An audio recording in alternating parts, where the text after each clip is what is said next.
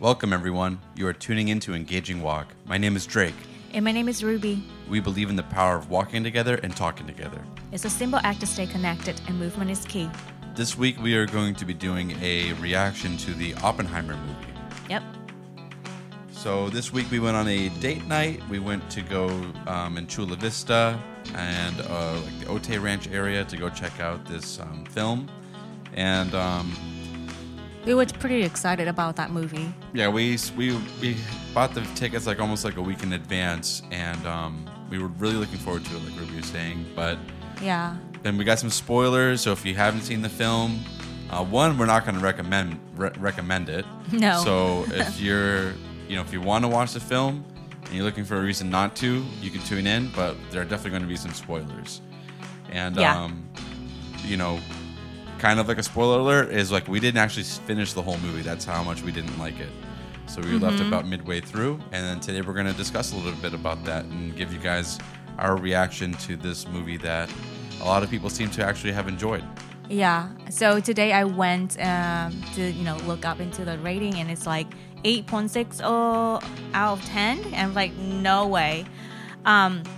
But to be honest, like when we were at the cinema and watched the other movie, Sounds of Freedom, in July, and I saw the trailer of Oppenheimer, I was like, yeah, because I'm not very good at physics, but I love physics and I love math and I love scientific project. Getting to know the mind of the scientist, that's amazing. So I was so. When Drake mentions like, hey, let's go and watch Oppenheimer, I'm like, who is that person? And then he shared a little bit because he learned history, and I'm like, yes, heck yes, history and science for sure. So we really like look forward, and we even left Boba home, and we Girl. and then we just head out and say yes, this is going to be a good date night, and it turns out not really. So. Do you want to share a little bit why did we leave? Well, first, before we get into that, we could talk a little bit more about like why we were so excited. I mean, not just the things that Rubie mentioned, but like we're both really into history. We both really like science, and like this was a movie that like we heard a lot of really good things about. You know, a lot of people were like, "Oh yeah, it's it really gets into like the great aspects of like fission versus fusion physics and quantum physics." Yeah, and really gets into like the political aspects of like what was going on during that time between like communism and capitalism, things like that. And Rubie comes from a communist country. Yeah. She moved over here from Vietnam, and my family escaped communism in Cuba. So like that's something that is like both interesting to the two of us, that we're both really interested in like how those things happen here, because we don't like communism like at all. And then we also like for me personally, I want to see a different perspective, like different point of view into this. So I'm like, yeah, sure, of course, I would love to learn more. But yeah, so we were really excited. All these people talked it up, and then so talking about like why we left. So the film starts off pretty well, actually. It goes into it. I mean, it sort of like leaves a lot of to the imagination, and actually, I was kind of lost because they jump back and forth. The past and the future. I was like, what is this? Yeah, there's a lot of like in the present. The film actually kind of almost follows Oppenheimer too much. Like, even though there's all these other characters that we might need to know more about, in the beginning, it's solely focused around him.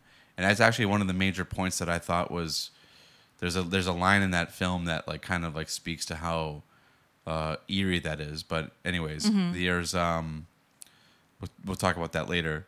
But the beginning of the film, we try not to spoil the movie for those that want to watch it, but we not recommend. Yeah. So there's like a fluid timeline where he's telling a story to people that are asking him, that are inquiring to him about his political leanings. Yeah. And his political leanings are, historically, this is something that you could just look up in history, is very, very left leaning and what a lot of people would just consider he was a communist. So they're asking him about his policy, his politics, and the people that he associated with for national security reasons. And you'll kind of find out about like what happened during that time. But and then as he's telling the story, it's drifting back and forth between the present or his present, which would be at some point after the war, presumably be like the 1960s, and then or the mid 1950s around that time. And going back into like the 1930s, 1940s, leading up into the World War II, in which during the time that he goes into the Manhattan Project. Yeah. So yeah, there's a lot of like bouncing back and forth between that time. So you definitely get like a really good idea of like, or at least a decent idea of like what he was thinking. But like one of the major complaints that I had already at that point was they just barely brushed on like string theory and all of the like really interesting aspects of like of physics that you would want to know about. Like they sort of like glossed over it, and there's a lot of opportunities for them to go a lot deeper. Yeah. Because they do spend a lot of time in like the lab and things like that. Yeah, and then I for me, you know, from the beginning of the movie until we left, I think there's a lot of his thinking that is not elaborate well. Like the moment that he threw the glass. Yeah. If you haven't watched it, don't worry. Don't. Yeah, it's classes into the corner, and then that moment is it click on something like. So for me, I'm not a physicist. I like, okay, what does that mean? Why don't they elaborate? Why don't they? And then you know, there's some terms that he talked with all the scientists, and then you know, unlock things. And like, I want to know more about that. These conversations is so inspiring. You know. Yep. Yeah, especially during this era, because there's also like political aspects to it too, because they get into a little bit about how, and you know, Rubie and I were just talking about this earlier, is a lot of the German scientists like Albert Einstein, Werner Heisenberg, all these guys were Jewish, and we all know what happened in Nazi Germany during that era was probably one of the causes of like why the Germans didn't end up making the atomic weapon before the Americans, is that the Americans were like, hey, if you're a physicist, come on board. We want you. Communists, like, we don't care. We just want people to make this bomb before the Germans. Yeah. And they put aside all these things, you know, which might not have been as smart or led to other issues afterwards that you'll come to find out. But they didn't really care. They didn't care. They should have had a lot more scrutiny in terms of like letting communists through, but they just didn't care who it was as long as they were nuclear physicists and as long as they were studying this cutting edge theories of physics that would enable them to make the atomic weapon. They were like, hey, you're coming on in this project. But the Nazis had a different approach, and so they definitely brushed on that. So you see like Albert Einstein in the film, or the actors portraying them, and Werner Heisenberg, and then the Oppenheimer traveling over to Germany to get more training from the minds that were really diving into this new cutting edge and fringe theories of physics. Yeah. So you definitely see like a lot of these different aspects of the film of like who. And then all these also, different minds coming together to what would eventually become the Manhattan Project. Yeah, and then there's elaborate. I wish they elaborate more in the Manhattan Project instead of just some scenes of they working with each other in the lab and you know and share us, you know, like I don't know. For me, I don't understand like the point when he put you know marbles in the jar and then people are like yay. I'm like okay, so what does that mean? You know, it just give me more a lot of curiosity but unsolved.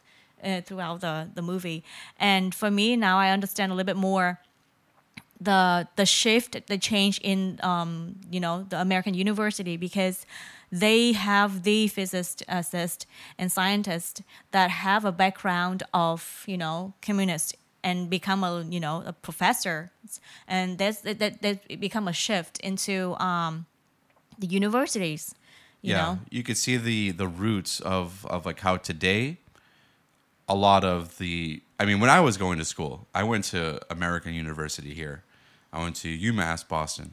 And even during that time, so this is, mind you, 2006, 2007. During that time, communists were becoming more and more open in the classroom. They could teach freely. They were kind of looked upon as like, hey, like, you probably might want to take that class with that communist, like, but they were open communist professors. And that's such a radical difference between 2007 to today, where those theories are not just accepted, but they're actually, I would say, like the majority. And if you're a conservative or even just like pro-America professor, then you're going to have a really hard time, finding tenureship in some of these universities. And you see that root taking hold, or that mindset taking hold in the film of Oppenheimer, where they they allude to the fact that, like, hey, like, there's closet communists, but they're like saying, hey, we're like the silent majority in the universities right now. And that's back in the 40s and the 30s. Yeah. That movies just show us that a lot of history have been done back in the day. So getting back into this idea of like, why did we leave, or like the reason why we left, the movie does go quite a bit deep into the character flaws of Oppenheimer. And some of them are well done in the film. They do a pretty good scene of him, of showing his twisted nature, because he's not a very straightforward and respectable scientist. He's respectable in terms of his theories and his work, but in terms of his moral character, they do a very good job of showing how weak his moral character is throughout the film. Yeah. Or at least the portions that we saw. And when they show the fact that he tried to poison, we're not really sure about like how the severity of the poison would be, but he tried to poison his professor when he was in the UK. And he eventually has like a change of heart and doesn't do it, but it shows that there's like this character within him that is very twisted. Yeah. And then this goes into which is this goes into one of the main reasons why we left, is it goes into his adultery and his womanizing. Yeah. And which I think would be okay to make references to it in the film, or to discuss it, or to make creative ways for the audience to understand, like, hey, this guy, although he was a brilliant scientist, he has major character flaws. They do a good job with the apple scene with him poisoning this apple, but then they go into and showing really vivid and what's the word, like explicit sex scenes that just don't really even belong in the film. And I think it just take too much time on, like focus on that, and instead of focus on, scientific work. And to be honest, I was uncomfortable because I understand that they rated at restricted, but like very unnecessary, and it just bombarded with nudity, and because the reason we do the podcast, because we are for family. We want connections. We want to stay connected. And for me, when to see that, I'm like, okay, the producer want to share that theory. I'm sorry, that idea across. We got it. Like the very first time that he locked eye with the other girl, and then right after that he kissed another lady. I'm like, okay, this is weird. I'm lost. Who he's with, and then so we got the message, but then it's constantly going to nudity, and then over and over and over again.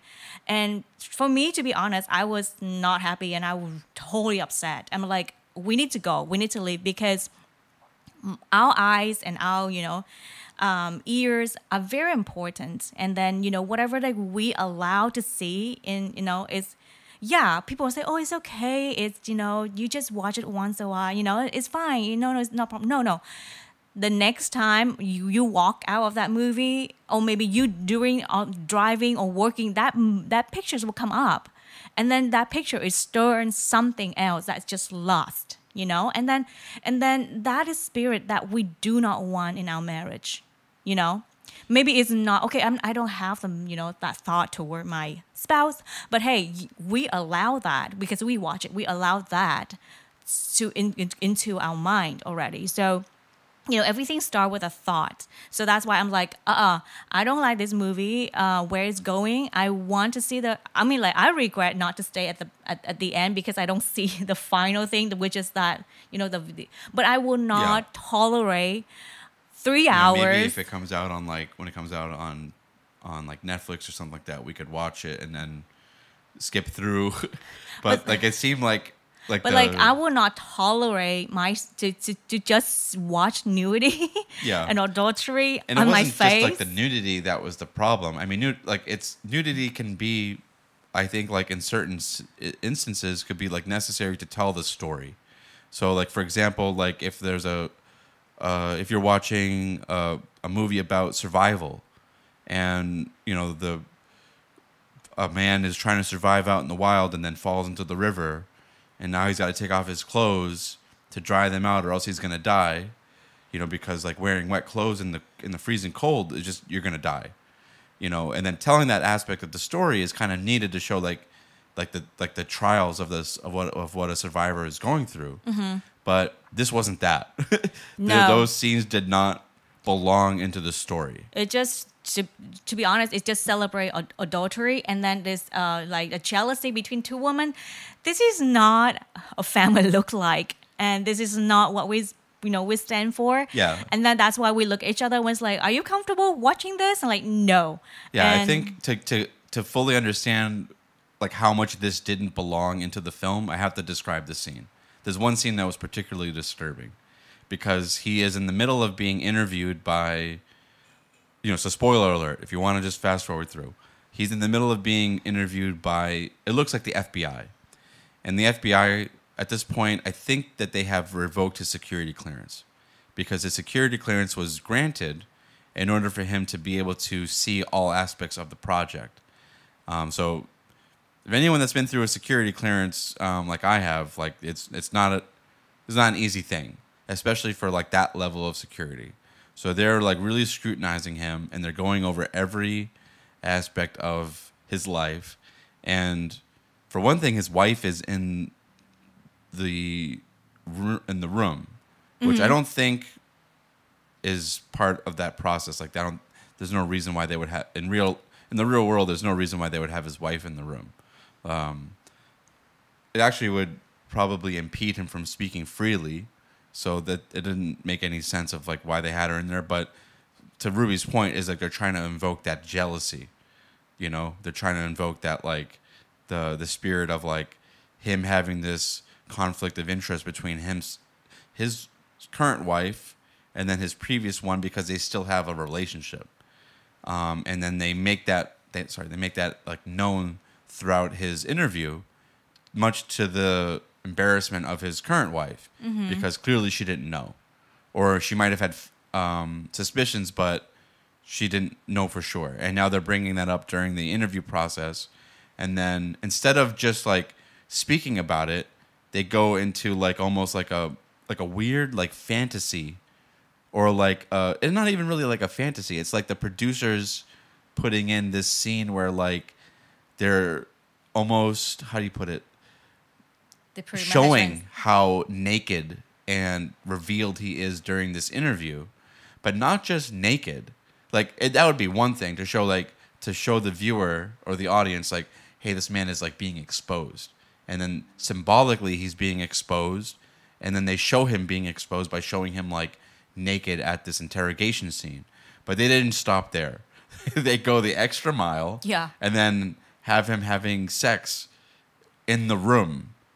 Where's the interview is when he's happening. being interviewed, which clearly didn't happen, but this is like how perverted the producers were, and then put this scene into the movie, which goes back to my point that it did not belong. It's not the same as like The Revenant or To Start a Fire, where like you're dealing with a movie with like cavemen, and of course there's going to be like a little bit of nudity in a movie with cavemen because they're trying to be authentic. They're trying to show like this is how things were back then. people walked around barefoot and in like animal skins, or Yeah. like this happens in a survival in situation. This was not that. And then that's the reason why we feel like this is just bombarded, put that image and that thought and that spirit of lust and jealousy into our mind. I'm like, no, we need to take, ownership with our mind and our eyes. And that's why we said, nope, that's enough. And yes, we say no to this, and then we walked out. And I think we're the only two that walked out of the movie. Yeah, I think we were the only two that walked out. And There wasn't really a whole lot of people that were there, so No. there's that. But I can imagine that there were other people there that were also uncomfortable, because it's not like you can sort of expect that type of thing in certain movies. This was a movie I was not expecting that at all. No. I was expecting scientific More discussion. science, yes. I was expecting like certain like graphic scenes, like probably having to do with murder or or like espionage, things like that, because we are dealing with not the Cold War. We're dealing with World War II era, and we're dealing with like high level classification kind of stuff with like the Manhattan Project, and probably people did get, killed in order to maintain secrecy or and confidentiality back then. But I guess we could sort of like leave it at that. That these were like the main two issues that we had. That there was just they're not not for enough healthy discuss- marriage. Yeah. They are not for. It's they too much on personal life instead of the project and the scientific work behind that. Yeah, and I think, going back to the communism thing, is that is actually like a facet of these types of. Typically, this is a facet of like those types of relationships with that type of political and like philosophical leanings.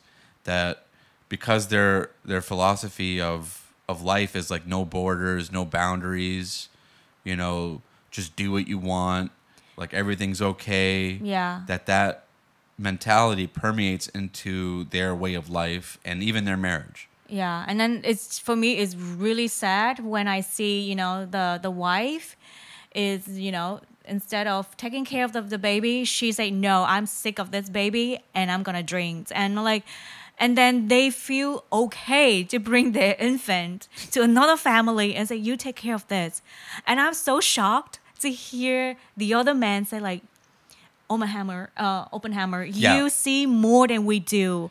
That's the line that disturbed me the most. You can go on and do your business. I'm taking care of your baby. If that were me, I would say heck no. He basically implied that he was a god. He said something Say, along no, the lines that's of my like, baby. you see more than we do. You peer into the universe and into the world or the universe, and you see it in a way that most don't, and there's a price to be paid for that. And But then he said yes. like, you see it differently than us mortals. But then So he reveres him as like a god. and for me, again, like looking at the family perspective, like the reason that we have problems because we neglect them, and Yeah. then can you And then imagine these people were enabling them. Yeah, and then you don't know who they're gonna educate your child, and and then you are what the person trying to say is that, oh, my child is not important as my career. I can sacrifice. This is no, like, if we want a good life, and we want to pass on the next generation, we have to intentional pass it on what we really want, because otherwise the other people will do it for us, and that we don't know the result, because it could be good, it could be bad. So that's why I'm like, okay, Yeah. this is against not against, but like it just show me more of character. characters and like the background, and a lot of people sacrifice career over family, and I think it need to be changed. Yeah, I think, and the other thing was like he didn't have any real friends. He had what I would call like sycophants, people that just sucked up to him, praised him, and enabled him to have that type of behavior. Mm-hmm. Whereas a real friend, I've had situations like this with my friends, so they'll be like, "Hey, this is what's happening in my house," and I'll be like, "Hey, you need to shut that down," like that's not something that you want to live with. like if in that situation, his friend should have been like, "Hey, bro, I have your back. If you need help, I've got you." But what are the boundaries here? How long am I going to watch your child? What's going on? How can I help? Helping isn't just taking the child and then not asking any questions, Yeah. not having a discussion about it. Like Like, accountability, of course, you know. you want to be there for your friend. If your friend Yes. is coming up to you and being like, "Hey, I need you to take care of my child." Okay, sounds like you're in a rough spot. I've got you. You're my friend. I'll take care of you, whatever you need. But I need to at least know what's going on because you're bringing your life now into my life in a way that is pretty big deal. Yeah. So we need to have a conversation about that. And if you respect me and ask me for such a big favor to take care of your child for you, then you should at least bring me in on what's going on. And we need to find out together how we can help you get through that because the goal should be you have your child back. Yeah, I mean like accountability. Yeah. In friendship. So, well, now we can move next to the next point is what would we love to see in, Oppenheimer. Yeah, so some of the things that we did see that we liked was that the acting was very good.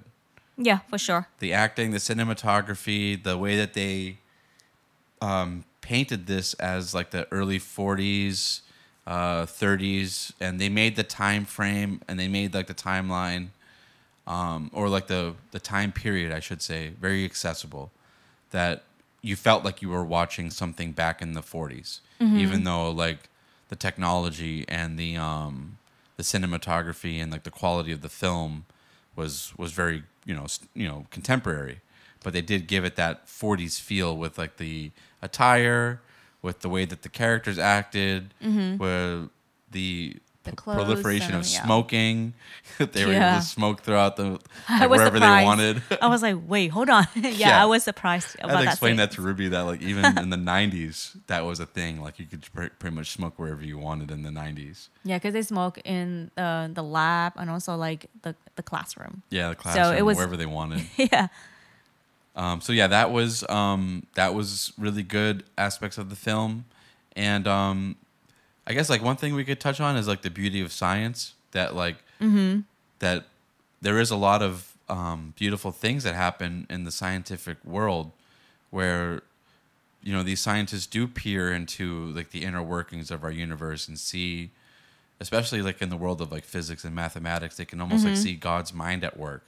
Yeah. And we do our best in the scientific world to make that happen, but like there's so many great scientific minds that have made such tremendous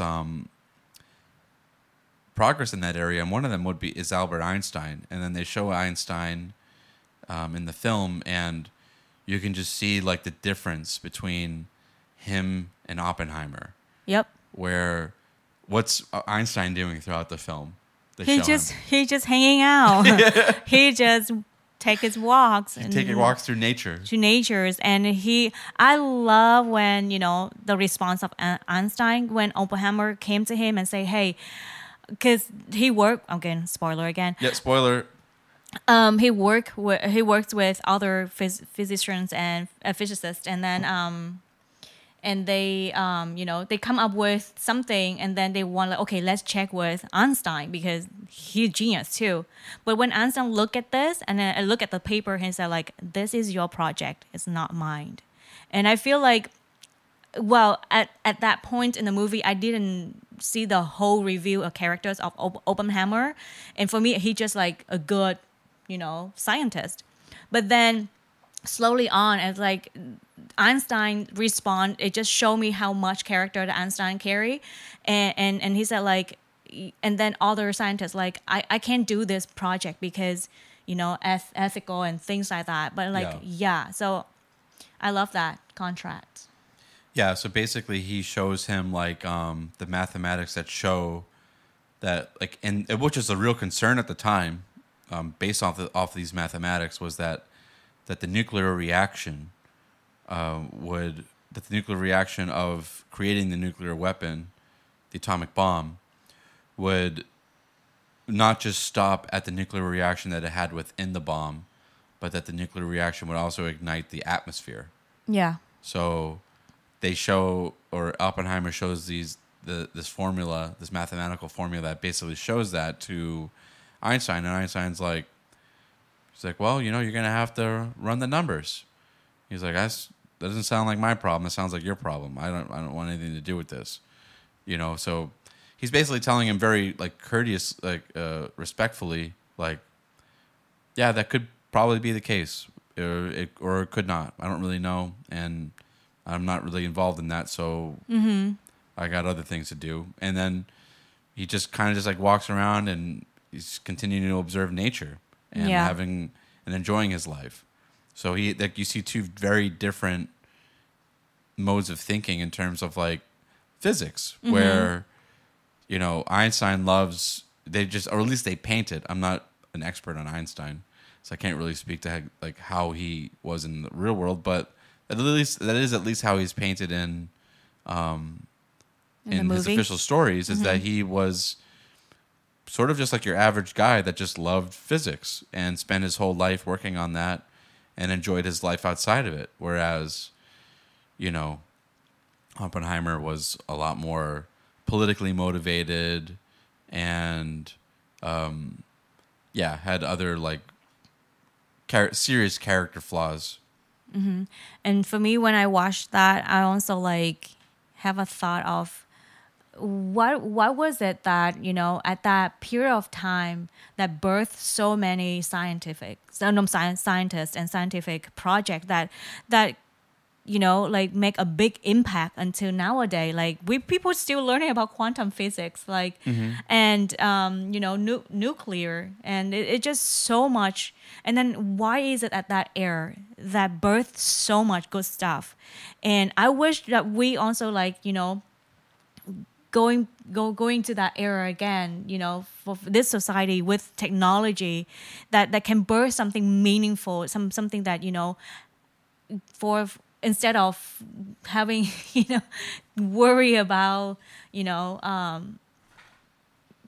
things that not moving us forward into the development of the society. One thing that I love is that I'm not sure you are a fan of Elon Musk or Tesla or not, but for me, what I see is that Elon Musk have a vision, and it's not a small vision, a huge vision, and this guy bring the idea and vision into reality.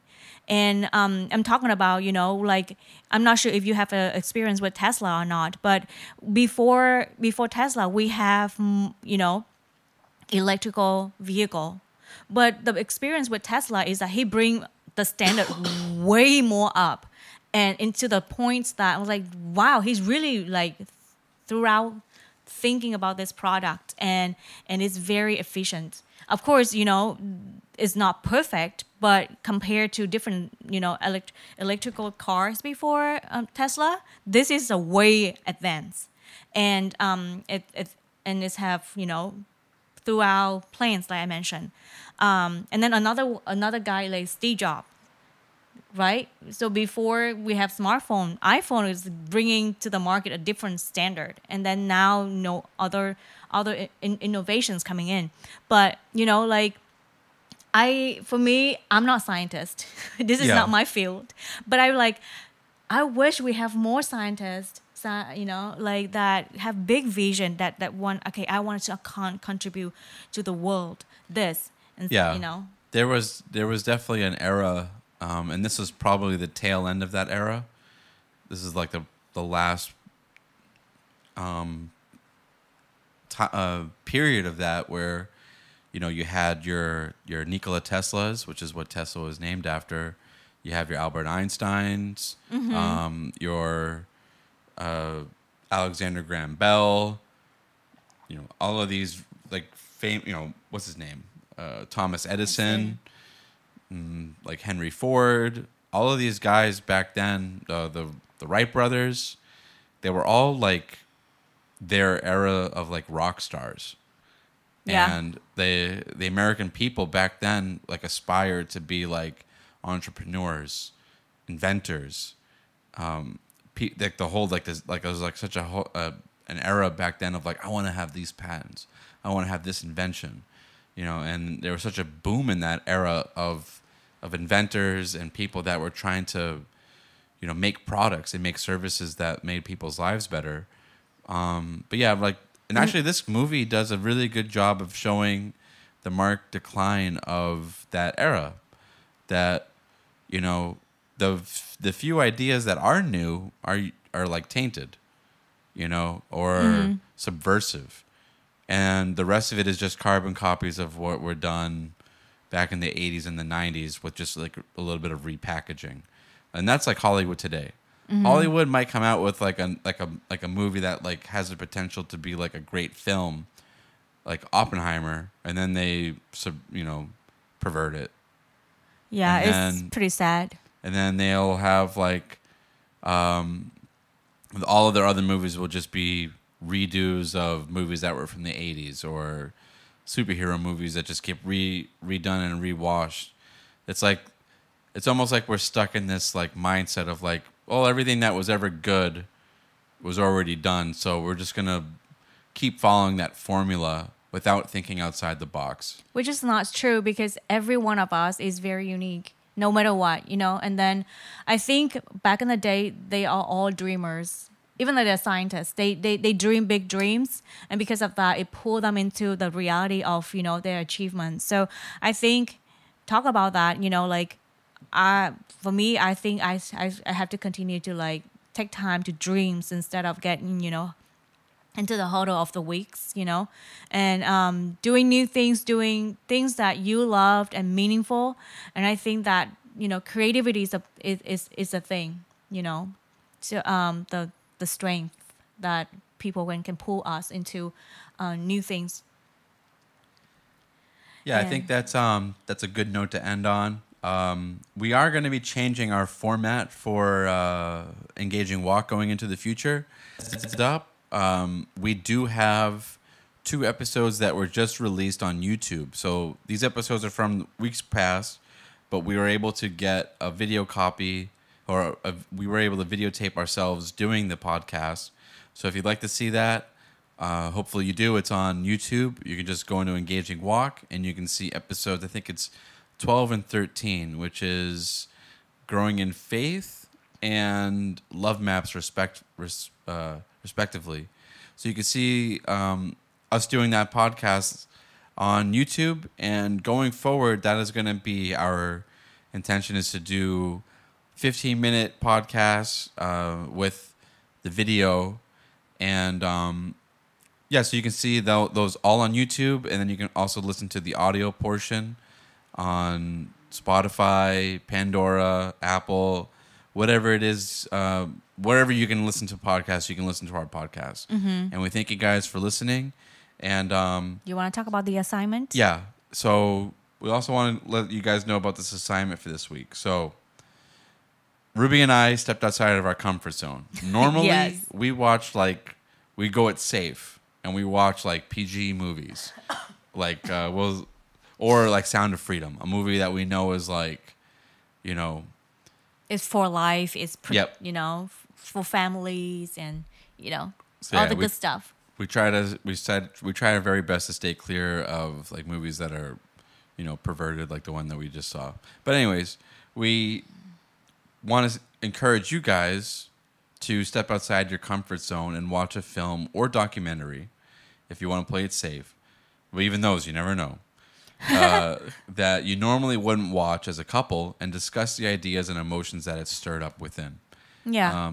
Which was the case for Oppenheimer. Although we didn't like the movie, we did have very healthy discussions about our values, our boundaries, and things that what we like. And sometimes to get a better idea of what you like in life, you have to kind of encounter things that you don't. It creates a boundary. It creates an area of like, hey, this is not okay. This is good. Yeah, and don't be afraid to to set that boundary and hold it through it. Yeah, we definitely took our date night you know that, and So we end up with the sushi. yeah, so we ate some sushi, and we saw the beautiful sunset. Yes, that's the plus. Definitely. So we want to thank you guys for tuning in, and we hope that you can take our engaging walk and make it your own. Yeah, and thank you so much for spending time with us. We appreciate that, and please say hi and drop up some comments, and we love to read them. And tell us where you listen from. So And please stay tuned week? for next week. What we got coming up next week, Rubie? We're gonna talk about building intimacy and emotional connection. Very, very important and dicey. What? Dicey, it's like Dicey. yeah, that's what everybody wants to hear is the tea, as they call it, the tea. Yeah. How do you maintain The intimacy the and intimacy and the emotional connection in your marriage. Yep. So don't forget to click the follow button Yep. and subscribe and rate us and all that, and share the content with people that you think would benefit from this topic. And so my name is Drake, And my name is Rubie. and we are Engaging Walk. Signing out. Bye.